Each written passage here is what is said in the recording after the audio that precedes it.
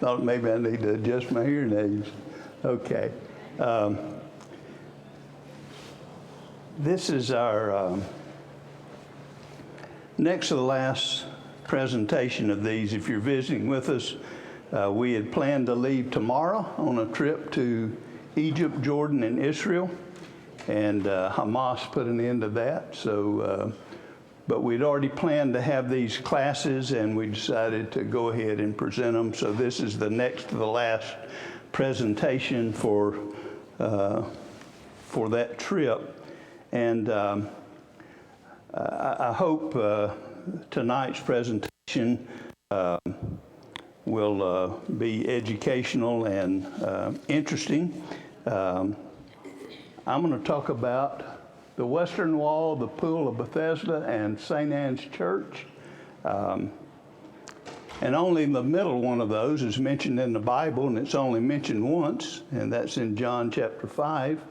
But I think you'll understand why the other two are important and why we wanted to visit them.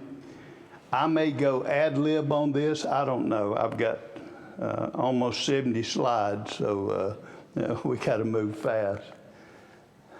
This is the reason the Western Wall is so important. And if you can't read the bottom, if it's too little, it says, "Dear visitors, you are approaching the holy side of the Western Wall where the divine presence always rests." To the Jewish people, they believe that God is always present in that vicinity. I don't know about you, but I respect that. Does God say He's here when we're worshiping Him? And I think He deserves a lot of reverence. And so I respect the Jewish people for that. This tells a little bit more, another welcome sign. I won't tell you all the things that are associated with this site, but it's sacred to the Islamic people, as well as to the Jewish people and to Christian people. But one of the things that's on here is they believe this is a spot of Mount Moriah, where Abraham sacrificed Isaac. They also say that this is the foundation place for God creating the heavens and the earth, which is kind of an interesting concept, and I don't know a whole lot about that. The threshing floor that David wanted to buy, they believe that's there. There's just so many things associated with this. The main thing that we know about, though, is Solomon's temple, and that was located there, and that's pretty important for all of us as far as the temple goes. This is a view taken from the southwest. Now, last week, as Bill presented, if you've never been to Jerusalem, it's hard to kind of get your bearings for a while. And if you've been to Jerusalem, it's hard to get your bearings unless, but the Temple Mount is an easy way to get your bearings. So if you'll bear with me just a minute, I'll try to help you know a few things. This is the Temple Mount. This is supposedly where Solomon's temple was built. Facing this way, you would come in through the eastern gate, and you'd come up here, and the court of women would be first, and then you'd go on in, and the Holy of Holies would be back this way. So you have east that way, west, south. This is the southwestern corner of the Temple Mount. And of course, north up towards the Sea of Galilee would be this way. Here is the Kidron Valley. And there is the Garden of Gethsemane that Bill talked about last week. And up here is the Mount of Olives. If you keep going straight, you would eventually end at the northern tip of the Dead Sea. To me, that helps me, knowing that just over the Mount of Olives from Jerusalem is the Dead Sea. That just helps me put things together. and maybe it'll be of some help to you. In the center, this used to be called the Mosque of Omar. Most people refer to it now as the Dome of the Rock. If you go in there, you see a big old rock. I'm just telling you, this is what you see. It's real fancy in there, but you see this huge rock, and that's supposedly where Abraham sacrificed Isaac. Down on this end is the Al-Aqsa Mosque. Now, if you stop and think about this, this is sacred territory to the Jews, and it's occupied by the Muslims. And so that's kind of a real sticky point for a lot of reasons. But anyway, hopefully that helped a little bit. Let's move a little closer to the Western Wall. And as you move closer to the Western Wall, you get closer to the Al-Aqsa Mosque. I love this picture. I don't know who took it of our group. I don't think it was me, but whoever took it, I love it. I just think that's a beautiful picture of the southwestern view of the Temple Mount. Here's the Al-Aqsa Mosque up on top of the Temple Mount. This is the southern wall of the Temple Mount, and this is the start of the Western Wall. Now, the Western Wall is going to go way on up here, but we're going to talk about the praying part mostly, but this is the western wall of the temple. Up here is the Mount of Olives, and it's hard to see, but there's two spires here. There's one here, and then there's a taller one. The one on the far right is the Church of the Pater Noster, Our Father, which Bill talked about last week. It's a church where you go, and the Lord's Prayer, the model prayer, is in 140 languages, in pretty tiles all around the wall. Very nice. And then next to it is the tallest spire on top of the Mount of Olives. It's a Russian Orthodox Church of the Ascension. I could talk about a bunch of this stuff. Right next to this Church of the Ascension is a mosque, a little bitty tiny mosque. Supposedly this is where Jesus left his footprint as he went back to heaven, and there's a rock in there. Supposedly you can see his footprint. I couldn't see his footprint, but it used to be a church, and then again the Muslims took over, and so this Church of the Ascension is right next to, I think, within 200 yards of this little tiny mosque. It's a one-room little mosque with this rock in the middle that supposedly Jesus, his foot as he ascended back to heaven. Don't believe any of that, but anyway. And then here's the main reason we show this is Robinson's Arch. And let's see, what can I say about, let me get over to my notes. It was discovered by this guy in 1838. His name was Edward Robinson, not Edward G. Robinson, but it was named for him. He discovered it in 1838. When he discovered it, it was down at ground level. It was so much debris down there. He is called the father of biblical archaeology, and so you figure 1838, that was a pretty long time ago. And here it is today. What we were seeing was about right there, and now they've dug way on down. What's important about this, though, these are original stones from not Solomon's temple, but Herod's temple. Okay, so probably, let's just say 20 BC.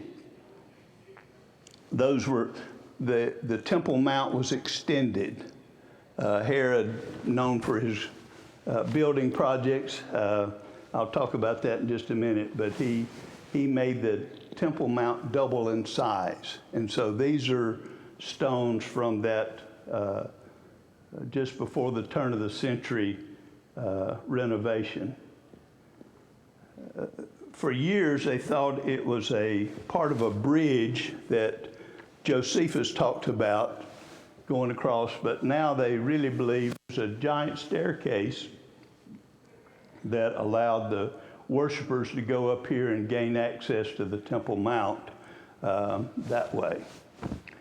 So Robinson Arch, kind of interesting to, I guess, nerds like me. I don't know. I love stuff like that. Solomon built the original temple, which is over here on this, and you can see the difference in size to Herod's temple, which Jesus certainly visited, and Solomon's temple. You can see the difference in size. But Solomon built his temple, completed around 957 BC. The Babylonians come, take the children of Israel into captivity. 586, they come back in and destroy the temple. And then eventually, through the efforts of Nehemiah and Ezra and others, Zerubbabel rebuilt the temple and dedicated it in 515 BC. And you may remember how some of the people wept when they laid the first stones and all of that, because it wasn't as great as Solomon's temple was. They had seen the Solomon's temple in all its grandeur, and they were disappointed, and other people were rejoicing that they had gotten the temple started and being rebuilt. But Zerubbabel's temple, after it was rebuilt, several centuries elapsed. Other foreign nations come in and despoil the temple, defile the temple, did all kinds of horrible things. And Herod wanted to, he had this big ego of building, but I think he also wanted to garnish some of the favor of the Jewish people. And so he decides to renovate the temple. It was built, let's see, 60 cubits, I believe, shorter than the Solomon's temple. Zerubbabel's temple was 60 cubits shorter. So he expanded the temple and doubled the Temple Mount. The first series of renovations and all, he was able to complete in just a few years. But then that was about 8 years. So Jesus would have been very familiar with the expanded temple. But all the renovations didn't cease till about 63 AD, shortly before Titus and the Romans destroyed it for good. So Herod's building project just lingered on and on. But again, it doubled the size of the Temple Mount, and that's kind of what's important. In the 1967 war, Israel was able to gain access to the Western Wall for the first time since they had gained their independence. They had been shut out for 19 years from the Western Wall until the 67 war. And this is what the Western Wall looked like when they were able to regain entrance. You can see all the debris lying around. Usually when we go to the Western Wall, we go in through what is known as the Dung Gate. The word in Hebrew is really refuse or trash. They use this gate, if you keep going out this way, is the Hinnom Valley way on out in the distance. And the Hinnom Valley was Gehenna. It was the trash dump that was smoldering with fire all the time. And but anyway, that's going out, and you can see all these little stands out here. It's I don't know, kind of cheesy looking out there, just little junk shops and all. It looks better coming in. Looks a lot nicer coming in. After the '67 war, that's what it looked like going in, through the gate to the Western Wall. Anybody need a break? Ask questions? Okay.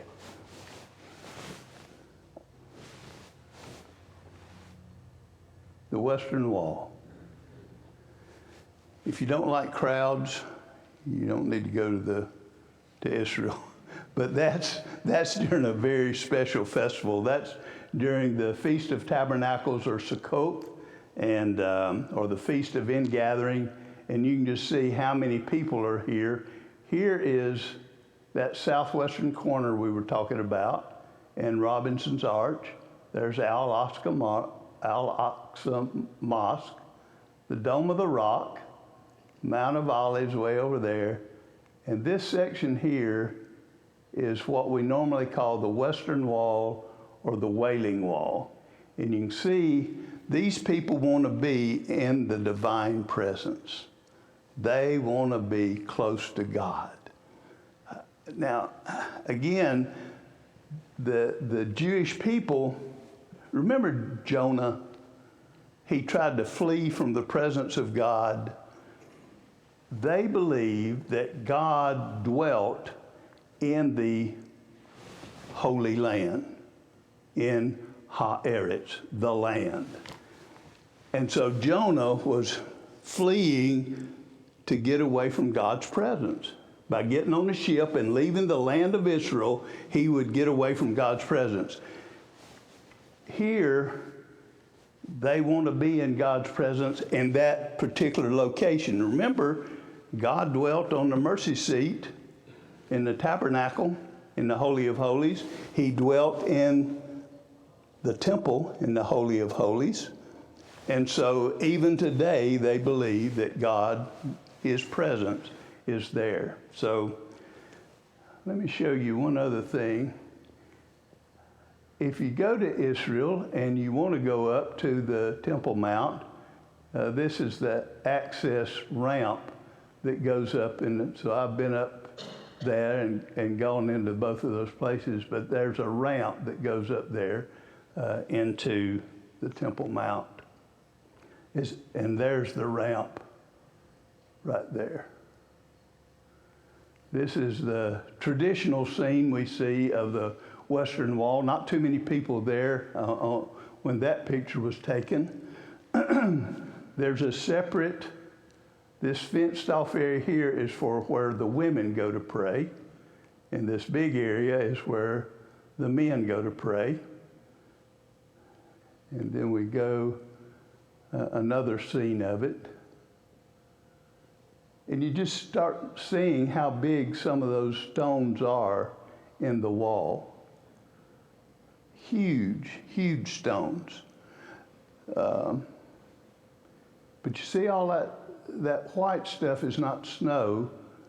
Those are prayers that people have written out on a piece of paper and they've stuck in the wall, thinking that the divine, I guess you got a better access to God if you put the prayer in that wall or you pray at that wall. So people from around the world, and even our presidential people and high-ranking people have left their notes in the wall.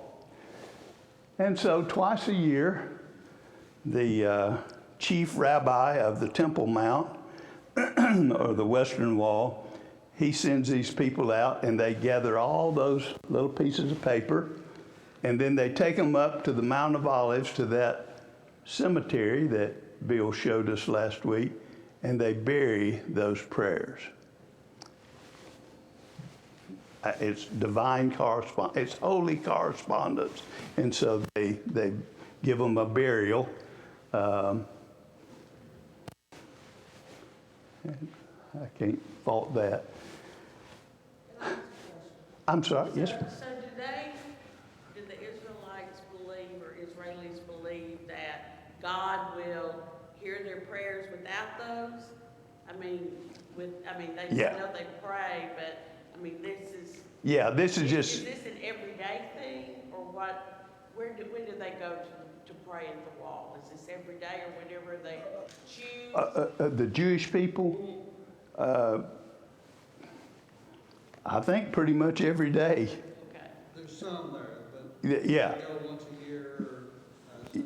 Yeah, I don't know about the festivals, if they still have that. I think they do, but this is the closest they can get to it, to the temple, because there's no sacrifices or anything. So, yeah. Good question. Now, this place, this is called, we're going to talk about Wilson's Arch. Wilson's Arch. It was discovered in, I think, around the Civil War time, if I remember correctly, 1864. He was an explorer and a surveyor. They were doing surveying work there in Jerusalem and other areas of Palestine. And Mr. Wilson discovered this arch. And it was named for him. You can see it's at the far end of what we see of the Western Wall, where the men's praying section. And there's always some of these people. This is a very Orthodox Jew, and so they're always there.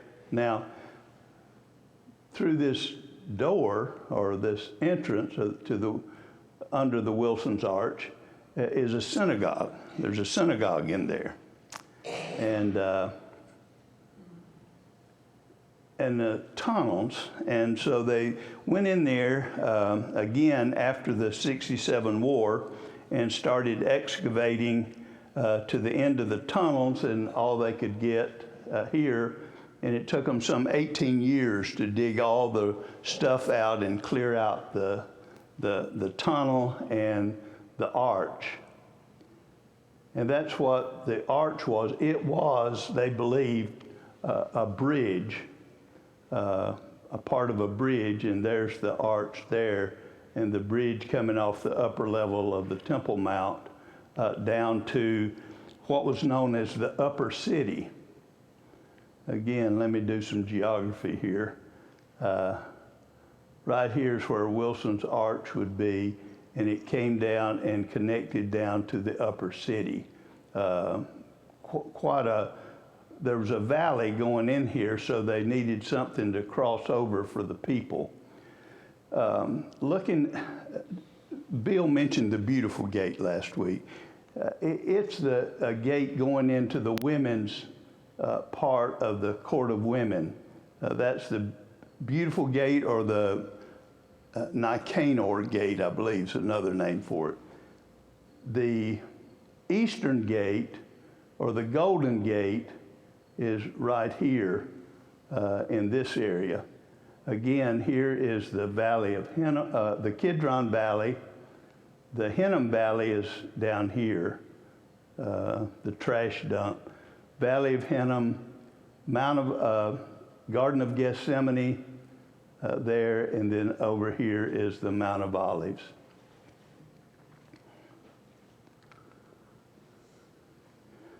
As I said, it's a synagogue, and that's a Torah ark. They put the Torah scrolls in it for those guys to read the Torah in the synagogue, as this guy over here is doing, and this one. It holds 100 scrolls. And if I couldn't find a picture, but if I'm not mistaken, this is the divine name, Yod He Vav He, right there. But I'm not positive about that because I can't see enough of the letters, but I think that is. Well, when I visited in there, they added some more storage. So holding 100 scrolls wasn't enough, so they added more storage for more scrolls, and you can see how crowded it gets in there. And the arch, we'll see a better picture of the arch. There's the arch. The actual arch part is only 20 feet. That's how much is in there. But again, think about it.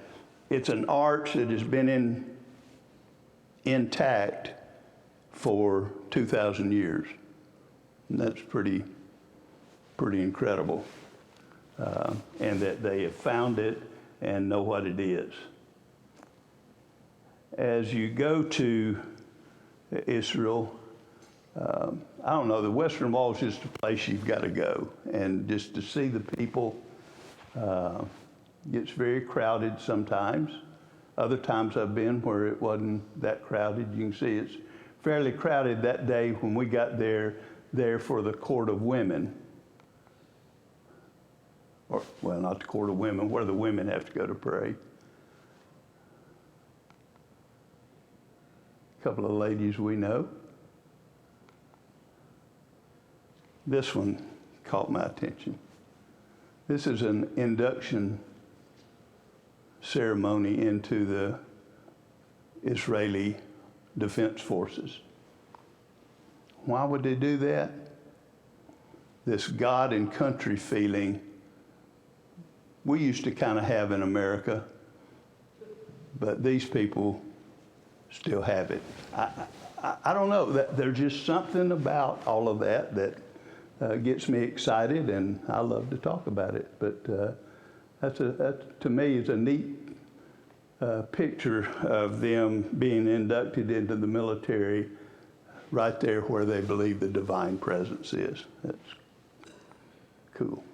Now, for you nerds, if you're interested in some of these pictures that I've used, some of them, and learning about Wilson's Arch, Robinson's Arch, the Pool of Bethesda, which we're going to look at, St. Anne's Church, Garden of Gethsemane, places in Jordan, they focus on Jewish, Islamic, and Christian archaeological sites. It's called the Madain Project, and you can go to their website, and it's neat. They've got pictures and a lot of good commentary. So if you're interested in things like this, the Madain Project, I think they're out of Britain, but some good stuff. Now we go on to the Pool of Bethesda. And as you can see, here's the Temple Mount. Here's the Sheep Gate. The Sheep Gate is mentioned in John chapter 5, where it starts talking about the Pool of Bethesda. The Sheep Gate evidently was where they brought the sacrificial sheep into the temple area to be sacrificed, and that's how it got its name, the Sheep Gate. Here is the Eastern Gate, and this is the Lion's Gate. The Lion's Gate is well, I'll talk about it in a minute, but it's the only accessible gate on the eastern wall today. It's the only one. Golden Gate, it's sealed off, and they built a cemetery in front of it to keep Jewish people out. It's sealed. But the Pool of Bethesda is right there on the north side of the Temple Mount.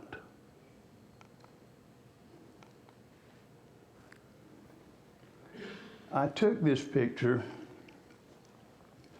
well, you can tell I took it on February 20th, 2019, but I took it about 200 yards or so north of the Garden of Gethsemane on the slopes of the Mount of Olives, shooting over to the Dome of the Rock, the Temple Mount, the Eastern Wall, and here are the Eastern Gates or the Golden Gate, and you can see they've blocked them off, sealed them up, and this is the Islamic cemetery. Why would it keep the Jews out? Defile the body with dead people, so keep them out. And then this is a picture that's taken from the same location, but it extends on up here just a little ways to the end of the eastern wall. And here's the Al-Aqsa Mosque, so you know here is the southern end of the Temple Mount. That's a big area. And so when Herod expanded it, doubled the size, 37 acres. That's a bunch of property. And that's from here to up here, across and back, 37 acres. Big area for the temple. So the Pool of Bethesda and St. Anne's Church. I'm going to talk about both of them, and they're located right next to each other. Of course, the Pool of Bethesda is biblical, mentioned once, John chapter 5, but St. Anne's Church is right next to it. And this picture may be just a little bit better of showing the Temple Mount, showing the ramp going up, getting up to if you want to go visit the mosques, Robinson's Arch, Wilson's Arch. Maybe that's a better picture, I don't know. John chapter 5. I'm not going to read that passage for you tonight, but hope you know the story of the paralytic man who went to the Pool of Bethesda, and he went every year because there was stirring of the waters. Whoever got in the water first got healed, and so that was a big thing. And Jesus healed the sick man near these medicinal baths. They were well known. These baths were well known for healing, but Jesus healed the man. Again, we look at the area of where everything was, and here's the Pool of Bethesda up there. So he wasn't far from the temple when he healed this man. Again, I hope you go back and maybe read the first part of John chapter 5 of this healing to refresh your memory. Today it's a heap of ruins, but they're very interesting ruins. Very interesting ruins. So many different levels. And I'm going to talk about it a little bit, but I just wanted you to see how, look at the different levels going up of these ruins. And looking down, you can see how deep it is. I mean, really goes far down in the ground. Here is from the model city. First time I went to Israel, this was located at a hotel. It's called the Holy Land Hotel, and that was where the model city was. They moved it. After I went there, I got confused because I didn't know they'd moved it, and so I went to the museum where the Dead Sea Scrolls are, and there was the model city. But what they did, they moved it and made it more accessible for people. In about 200 BC, I can't remember, they added this second pool. This is the South Pool, and here's the North Pool. If you didn't have an opportunity to take the Lord's Supper this morning, it's down the hallway, room 105 to your left. So when Jesus healed this man, there were two pools. I don't know how they divided up for the 5 porches I don't know, but there were actually two pools adjoining there. This is the north pool, this is the south pool. This is a drawing from the Medane project. Remember I said the Lions Gate is only accessible eastern wall entry today. And there's the Lions Gate. You go in there and not far, you'll come to the Pool of Bethesda. And so this would be the south pool, the north pool. And then they built a Byzantine church in the early 5th century. And they built it over the separation of those two pools. There's the Lions Gate that we went through. There's 4 felines up here.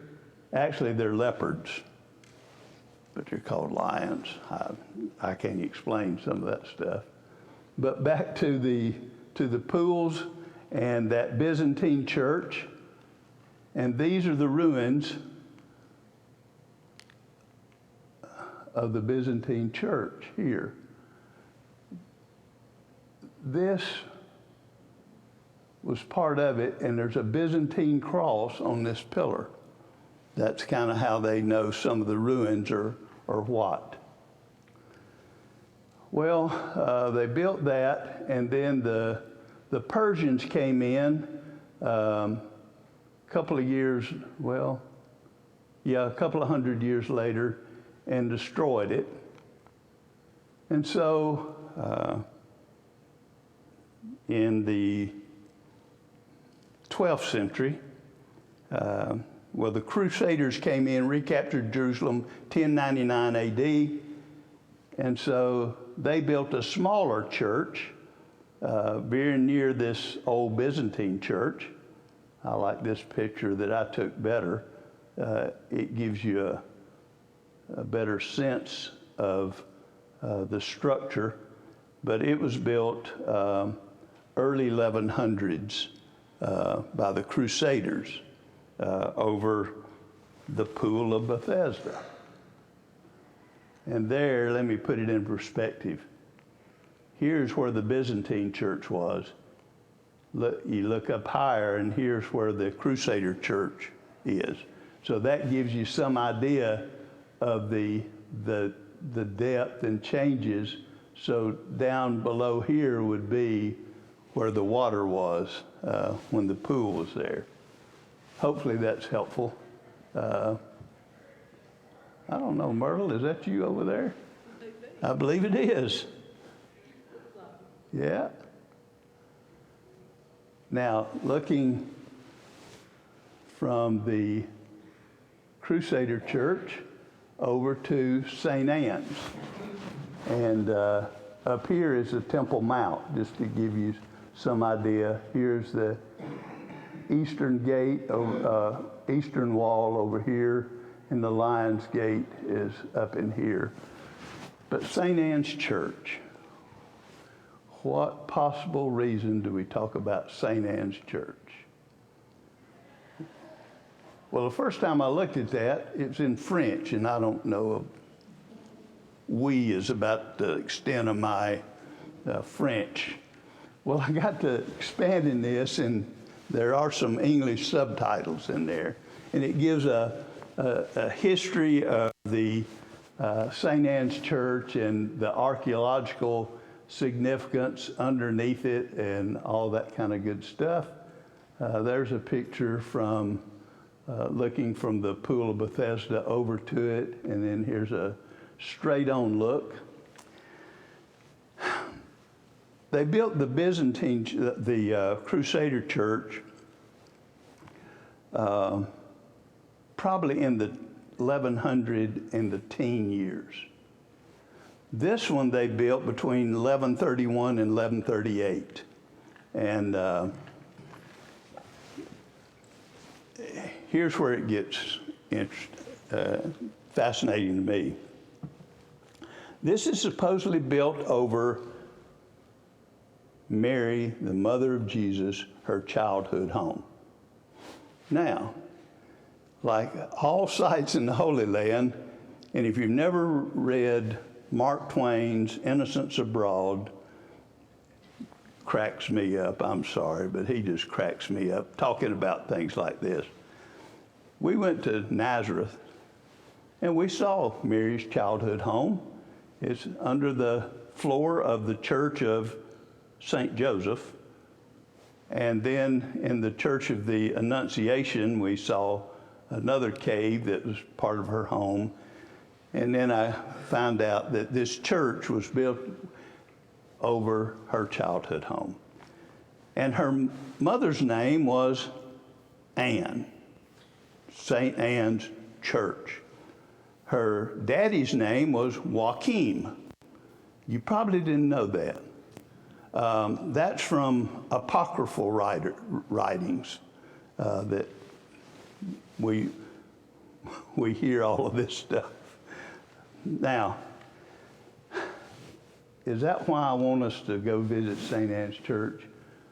Well, after the Crusaders got run out of town again, then the Muslims took over, and in Arabic script, it became an Islamic educational institution. And so even today, that still is over the door going into St. Anne's Church. But it's beautiful inside. It really is. It's beautiful. It's stone. And so why do we go in there? The acoustics. You could take a good singing quartet, put them in there, and it would sound like the Mormon Tabernacle Choir. I mean, it expands the voices, and not that it reverberates, but it just kind of fills in, and it's beautiful. And so when we went there, we sang, and the church was still standing when we left. And that's any questions, any comments? Yes, John? You said that they were keeping the Jewish out of this one place by putting a graveyard there. And another time you said that they was to prevent the Jewish. Who's they that they're keeping them out? The Muslims. Muslims? Yeah. See, they control the Temple Mount today. That's why there's a mosque up there. But the mosque, wasn't that built on Jewish property too? But see, they lost it. And even after the 67 war, they didn't regain control of that. They only got control of the Western Wall. I was raised with Jewish people, and I was in military with them. I just can't imagine stopping them from doing anything. Yeah, I know. Jewish people, they're something else. Yeah, and as I've told you before, I went over during the 73 war, and it amazes me that they still keep it divided. There's 4 quarters to Jerusalem. It's divided into the Jewish quarter and the Muslim quarter. There's 4 quarters in Jerusalem today. But the fact that they still control the Temple Mount has been amazing to me. Yes, Eric. Was any of this destroyed during any of the wars? And if so, did they try to rebuild some of it? Well, I really don't know how much was destroyed. Other places, the Muslims have destroyed a lot of the sacred sites, but a place like this, they wouldn't, because to them, this is where, if I remember correctly, of course, they take their heritage from Abraham. Instead of Isaac, he sacrificed Ishmael there, if I remember correctly. It's also where Muhammad ascended back to heaven on that rock. So that's a very sacred site to them, so they wouldn't destroy that. But other sites in Israel, they did destroy through the years. Good comment. Thank you for your attention. Have a great week.